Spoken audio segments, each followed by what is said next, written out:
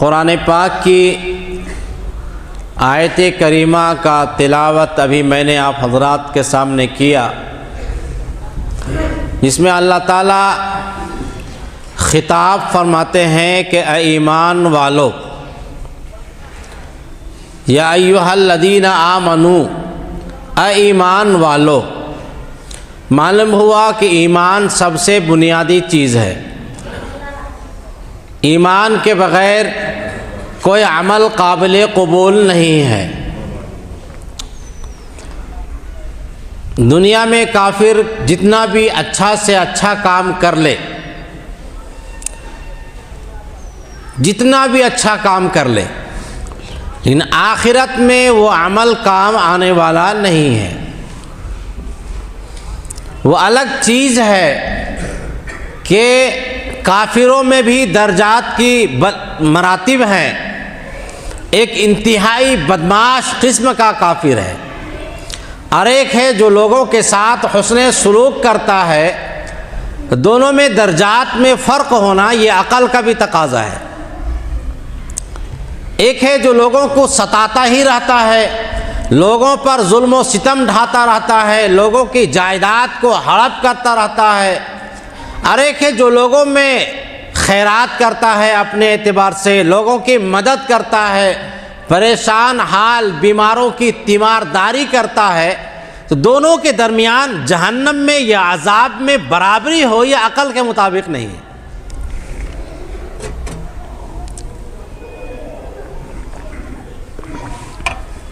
عذاب میں تخفیف کا ہونا یا عذاب میں فرق مراتب کا ہونا یہ احادیث مبارکہ سے ثابت ہے۔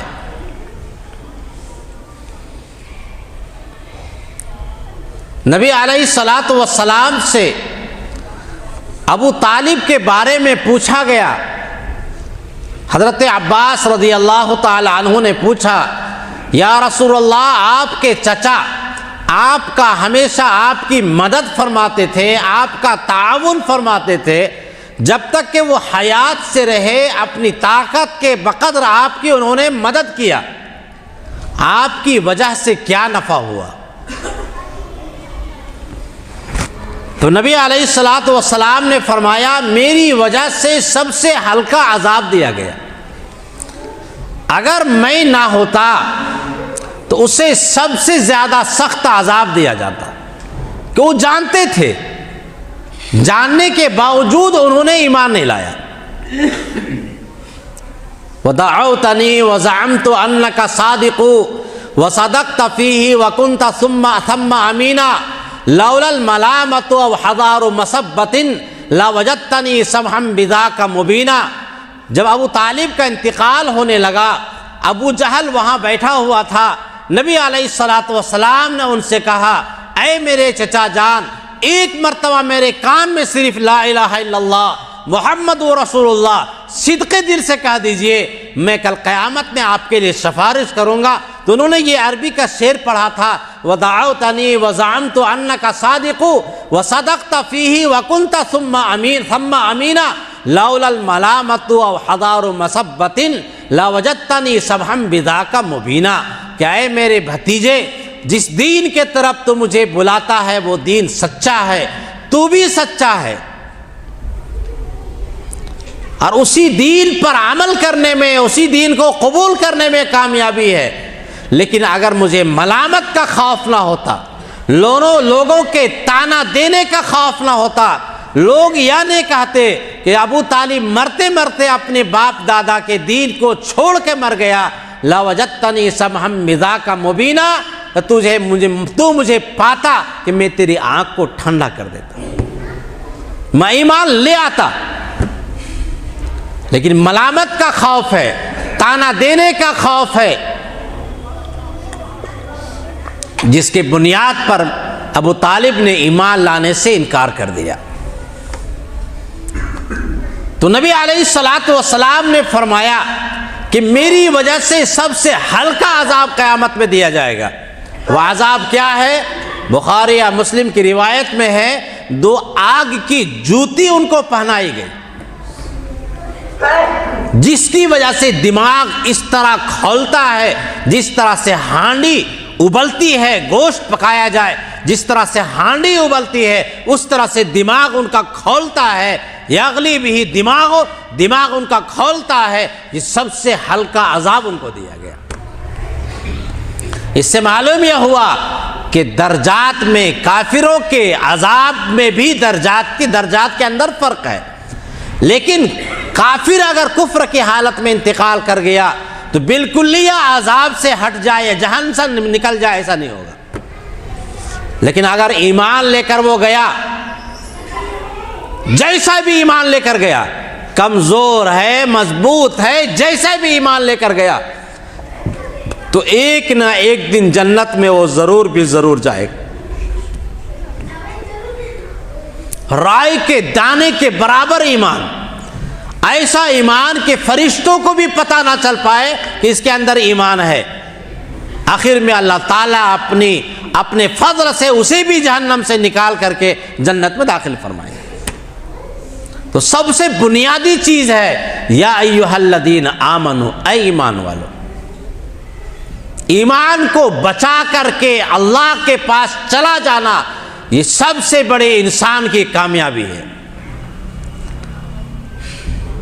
لیکن دنیا کی خاطر اگر ایمان بھی نہیں بچا پائے، دنیا کی وجہ سے، عہدوں کی وجہ سے شرک میں مبتلا ہو جائے، شرکیہ کام کرنے لگ جائے، وہ سب سے زیادہ ناکام اور خسارے والا ہے۔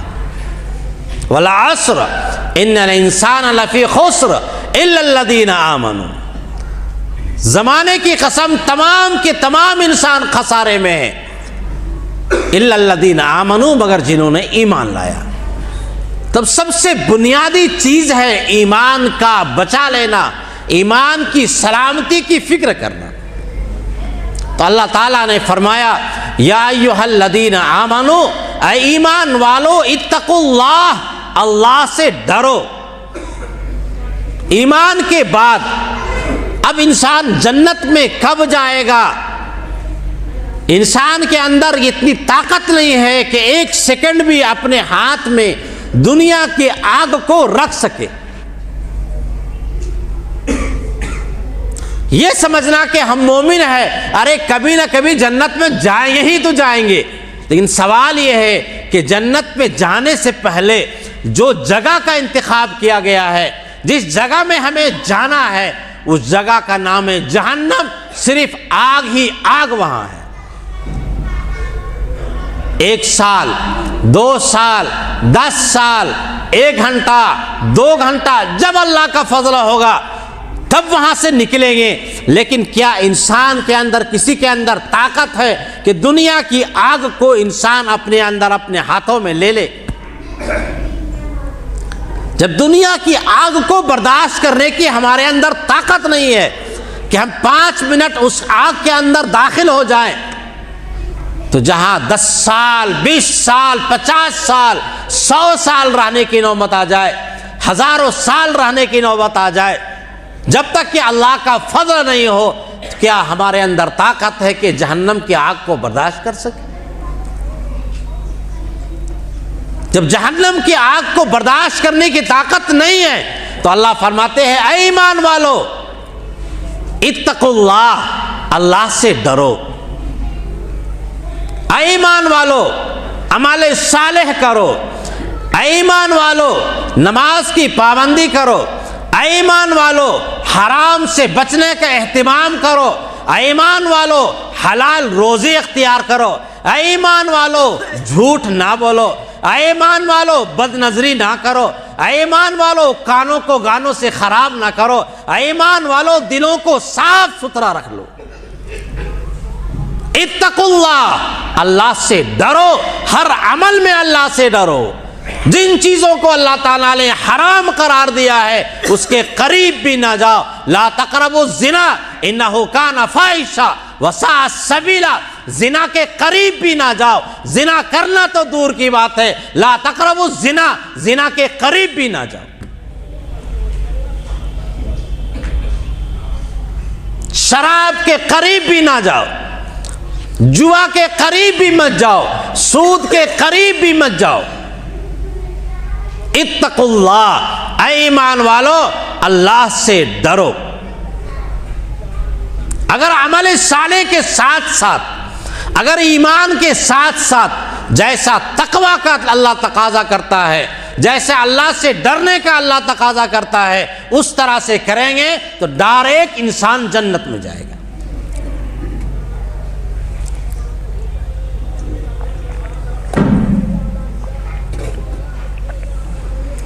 आगे अल्लाह फरमाते हैं वक़ूलू क़ौलन सदीदा, ईमान वालों अल्लाह से डरो। अगर तुम मुत्तकी बनना चाहते हो, तुम अल्लाह से डरने का अपने अंदर मिजाज पैदा करना चाहते हो, तो बहुत सारे अमाले सालिहा है। उन अमाले सालिहा में एक अमल साले ऐसा है कि अगर इंसान उसका आदी बन जाए तो अल्लाह ताला उसके अंदर तकवा की सिफत पैदा कर देंगे, गुनाहों से बचने की अल्लाह उसके अंदर ताकत पैदा करेंगे। अल्लाह फरमाते हैं सच बोलने का आदी बना लो। यह आयतों का रब्त है अल्लाह ताला की जो आयतें हैं। ऐ ईमान वालो इत्तकुल्लाह, अल्लाह से डरो। वक़ूलू क़ौलन सदीदा, और अल्लाह से डरो। वक़ूलू क़ौलन सदीदा, और सच बोलने का आदी हो जाओ, झूठ कभी ना बोलो। ये सच बोलने का आदी होना ये मुत्तकी होने की अलामत है। अस्सिद्क़ युंजी, सच्चाई इंसान को नजात की तरफ ले जाती है। वल किज़्ब युहलिक, और झूठ बोलना इंसान को हलाकत में डालता है। वक़ूलू क़ौलन सदीदा, हमेशा सच बोलो, झूठ ना बोलो। आज हमारे माशरे में झूठ इस कदर आम हो चुका है कि इसका तसव्वुर नहीं कर सकते। झूठ बोलने वाला अपने आप को, और लोग भी उसे बहुत ज्यादा बाकमाल समझते हैं। को बच के निकल गया, किससे बच के निकल गए? ऐनल मफर, किधर भाग कर जाओगे? दाएं तरफ भी बाएं तरफ भी हमारे एक एक अमल को, एक एक जुमलों को लिखने के लिए अल्लाह ताला ने फरिश्तों को मुकर्रर कर रखा है जो हमारे एक एक लफ्ज को लिखते हैं। कुरान पाक में अल्लाह ताला ने जगह ब जगह फरमाया कूनू मअस सादिकीन, सच्चों के साथ रहो। कूनू मअस सालिहीन कहीं नहीं है कुरान पाक में, नेक लोगों के साथ रहो। ये लफ्ज अल्लाह ने कभी नहीं कहा, सालिहीन का लफ्ज नहीं कहा अल्लाह ने। जहां भी अल्लाह ने फरमाया है, फरमाया सलाह, तकवा, बुजुर्गी का मेयार अगर जानना है तुझे, तो अगर वो सच बोलने का आदी है तो समझो कि वो नेक और मुत्तकी इंसान है। कूनू मअस सादिकीन, सच्चों के साथ रहो, झूठों के साथ मत रहो। अगर कोई नमाज भी पढ़ता है, झूठ बोलता है, वो मुत्तकी नहीं हो सकता है। तमाम आमाले सालिहा करता है, झूठ बोलता है, वो मुत्तकी नहीं हो सकता है। अल्लाह फरमाते हैं इत्तकुल्लाह वक़ूलू क़ौलन सदीदा, ऐ ईमान वालो अल्लाह से डरो और सच बोलने का आदी हो जाओ। अगर इंसान सोकर भी उठे और उसे कोई बात पूछी जाए तो बला इख्तियार भी अगर कोई जुमला निकले तो सच्चा जुमला निकले, झूठा जुमला ना निकले।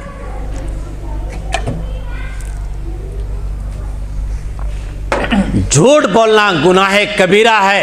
एक हदीस पाक को मैंने मुख्तलिफ वक्तों में सुनाया कि नबी अलैहिस्सलातु वस्सलाम ने इरशाद फरमाया अला उनब्बिउकुम बि अकबरिल कबाइरी, क्या मैं तुझे गुनाहों में, बड़े गुनाहों में से उस सबसे बड़े गुनाह ना बताऊं? सहाबा ने फरमाया जी या रसूल अल्लाह। फरमाया अल इशराकु बिल्लाह, अल्लाह की ज़ात या सिफात में किसी को शरीक ठहराना, व उक़ूक़ुल वालिदैन, माँ बाप की नाफरमानी करना। साहब इकराम फरमाते हैं नबी अलैहिस्सलातु वस्सलाम टेक लगाए हुए थे तकिया पर, और फरमाया झूठ बोलना। हुजूर बैठ गए और इतनी मर्तबा हुजूर फरमाने लगे झूठ बोलना, झूठ बोलना, झूठ बोलना, झूठ बोलना। साहब इकराम फरमाते हैं कि हुजूर के बोलने से जो तकलीफ हो रही थी, हमारे दिल में ख्वाहिश पैदा होने लगी या लैतहू सकता, काश के हुजूर खामोश हो जाते। جھوٹ بولنا اتنا بڑا اکبر کبائر میں سے، کبیرہ گناہ میں سے اکبر ہے۔ اگر اس چیز کا ہم عادی ہو جائیں گے، اگر سچ بولنے کا عادی ہو جائیں گے، تو آگے اللہ فرماتے ہیں اسے کیا نفع ہوگا؟ کہ دنیا میں بھی نفع ہوگا اور آخرت میں بھی نفع ہوگا۔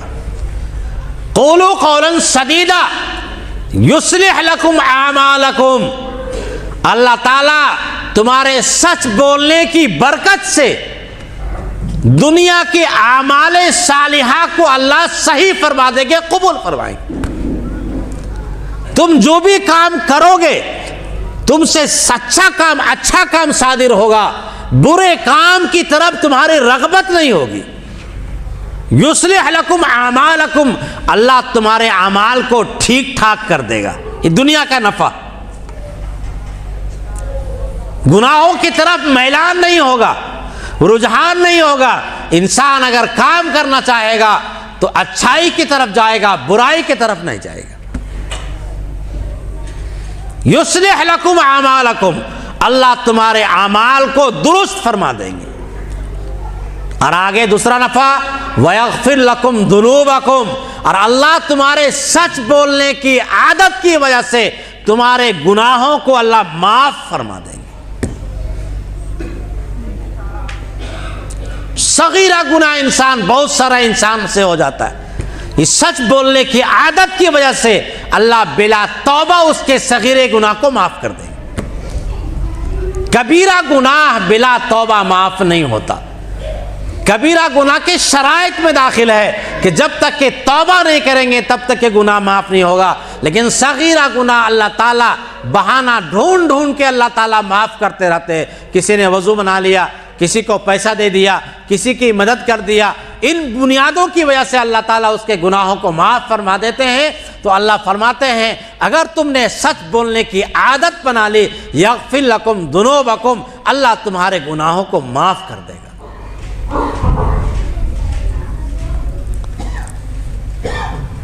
شاہ عبد القادر جیلانی رحمۃ اللہ علیہ کا مشہور واقعہ ہم سب نے پڑھا ہوگا۔ جو پڑھنے کے لیے جا رہے تھے تو ان کی والدہ نے اشرفیوں کی تھیلی بغل میں سی کر کے دے دیا تھا۔ اس زمانے میں یہ ٹرین، بس، ان چیزوں کا سفر تھا نہیں، جنگلات کا سفر ہے، پیدل سفر کر رہے ہیں، اونٹ سے جا رہے ہیں۔ ڈاکوؤں نے قافلے پہ حملہ کیا، تمام کے مال کو لوٹ لیا۔ اس نوجوان سے پوچھا تمہارے پاس کیا ہے؟ کہا میرے پاس اشرفیوں کی تھیلی ہے۔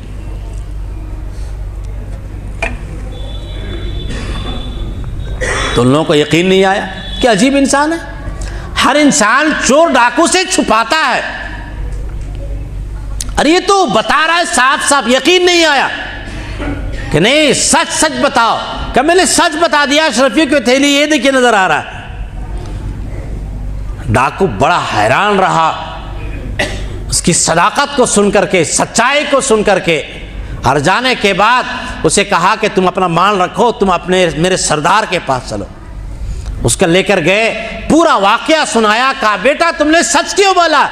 کہ میری والدہ محترمہ نے جب مجھے پڑھنے کے لیے رخصت فرمایا تو ایک خاص نصیحت فرمائی تھی کہ بیٹا جھوٹ کبھی نہ بولنا، چاہے تمہاری جان چلی، کچھ بھی ہو جائے، سچائی کا تم عادی رہنا، سچ بولنے کا عادی رہنا۔ میں والدہ محترمہ کی وصیت اور نصیحت پر عمل کر رہا ہوں۔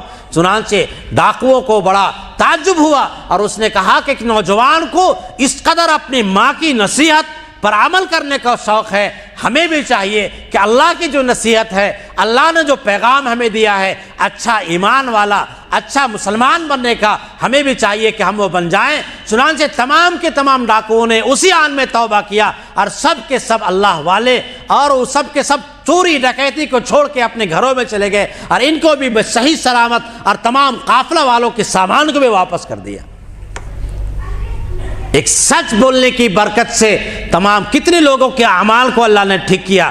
چور ڈکیت تھے، یصلح لکم اعمالکم، اللہ نے صرف شاہ عبد القادر جیلانی کے عمل کو صحیح نہیں فرمایا بلکہ ان کی برکت سے ڈاکوؤں کے بھی اعمال کے اللہ نے اصلاح فرما دی۔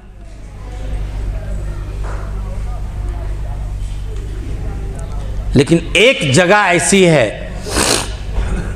جہاں شریعت نے جھوٹ بولنے کی اجازت دی،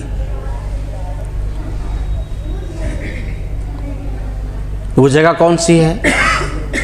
بخاری شریف کے باب ہے، امام بخاری نے باب ہی باندھا ہے، لیس الکذاب الذی یصلح بین الناس، جو دو لوگوں میں صلح کراتا ہے، دو خاندانوں میں نزاع ہو گیا، جھگڑا ہو گیا، بھائی بھائی میں جھگڑا، بھائی بہن میں جھگڑا، میاں بیوی میں جھگڑا، باپ بیٹے میں جھگڑا، اگر خاندانوں میں جھگڑا ہو گیا، قوموں میں جھگڑا ہو گیا، اب کوئی آدمی دونوں کے بارے میں جھوٹ بولتا ہے، کیا بولتا ہے؟ ارے وہ تو آپ کی ہمیشہ تعریف کرتے رہتے، آپ کے بارے میں تو ماشاءاللہ کہہ رہے تھے، نہیں بھائی میرے دل میں اس کی بہت محبت ہے، اس کے پاس آیا بولتا ہے نہیں وہ تو تمہارے آپ کی تعریف کرتے رہتے، وہ تو ہمیشہ یہی کہتے ہیں کہ نہیں بہت مخلص آدمی ہے، نیک آدمی ہے۔ اس چھوٹے سے جملے میں دونوں کے دلوں میں جو نفرت کی، کدورت کی آگ جل رہی تھی، جو شعلہ بھڑک رہا تھا، اس شعلے میں کمی آ جاتی ہے اور دو خاندان ٹوٹتے ٹوٹتے بچ جاتے ہیں۔ اس بنیاد پر اگر کوئی جھوٹ بولتا ہے کہ لوگوں میں اصلاح کرا دے، لیس الکذاب، وہ آدمی جھوٹا نہیں ہے جو لوگوں میں صلح کرانے کی بنیاد پر جھوٹ بولتا ہے۔ اللہ تعالیٰ نے گناہ کبیرہ کو بھی اللہ تعالیٰ نے ثواب کا ذریعہ بنا دیا، وہ کیا تھا؟ دو لوگوں میں صلح کرا دینا۔ اور اسی کا الٹا لڑانے کے لیے، نفرت ڈالنے کے لیے، خاندانوں میں پھوٹ ڈالنے کے لیے اگر کوئی جھوٹ بولتا ہے اور آپس میں لڑواتا ہے تو حضور فرماتے ہیں وہ تو دین ہی کو ہلاک کرنے والا ہے، اسلام کو مٹانے کی کوشش کر رہا ہے۔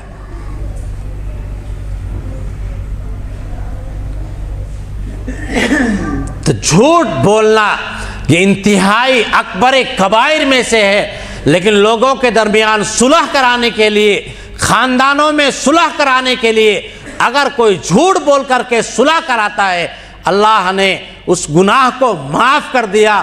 اور نبی علیہ الصلوۃ والسلام نے فرمایا لیس الکذاب الذی یصلح بین الناس، وہ جو آدمی جھوٹا نہیں ہے جو لوگوں میں صلح کرانے کے لیے جھوٹ بولتا ہے۔ آج ہم لوگ جھوٹ بولتے ہیں لوگوں میں لڑانے کے لیے، نفرت ڈالنے کے لیے، خاندان میں ٹوٹ پھوٹ کرنے کے لیے، اپنے عہدے کے لیے، جاہ و حشم کے لیے، اپنے منصب کے لیے، ان چیزوں کے لیے جھوٹ بولتے ہیں جو ہماری زندگی کے لیے، ہماری آخرت کے لیے وبال جان ہے۔ اگر ہم نے جھوٹ اس بنیاد پر بولا کہ ہمارے خاندان میں صلح ہو جائے، میاں بیوی میں صلح ہو جائے، تو وہ تو باعث ثواب بن جا رہا ہے۔ اللہ تعالی ہم سب کو سچ بولنے کا عادی بنائے، سچ بولنے کی توفیق عطا فرمائے، جھوٹ بولنے سے اللہ ہم سب کی حفاظت فرمائے۔ وآخر دعوانا ان الحمد للہ رب العالمین۔